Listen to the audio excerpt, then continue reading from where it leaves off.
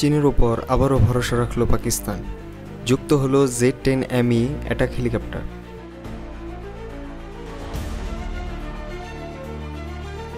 যা হতে পারে ভারতের জন্য নতুন এক সামরিক চ্যালেঞ্জ।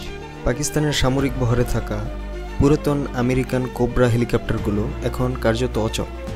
যুক্তরাষ্ট্র থেকে যন্ত্রাংশ না পাওয়ায় মেরামত সম্ভব হচ্ছিল না, ফলে আকাশপথে স্ট্রাইক সামর্থ্য বড় ধরনের ঘাটতি তৈরি হয়।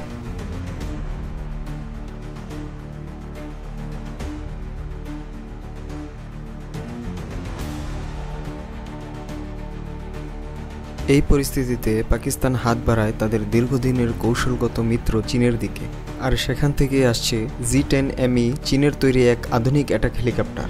এতে আছে ট্যান্ডেম ককপিট, রাডার সিগনেচার কমানোর প্রযুক্তি এবং উন্নত মিসাইল লঞ্চিং ক্ষমতা। এটি উচ্চতর সুরক্ষা, আর্মর্ড ককপিট এবং ইনফ্রারেড কাউন্টার মেজারের মতো বৈশিষ্ট্য দিয়ে সজ্জিত।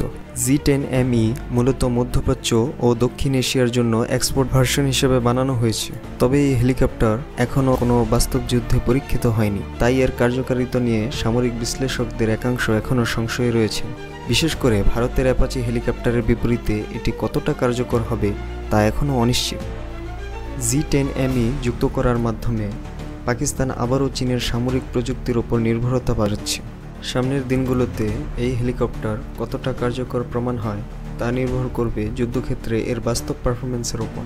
আপনি কি মনে করেন ভারতের বিপক্ষে এটি হবে পাকিস্তানের গেম চেঞ্জার? মতামত জানান আমাদের কমেন্ট বক্সে।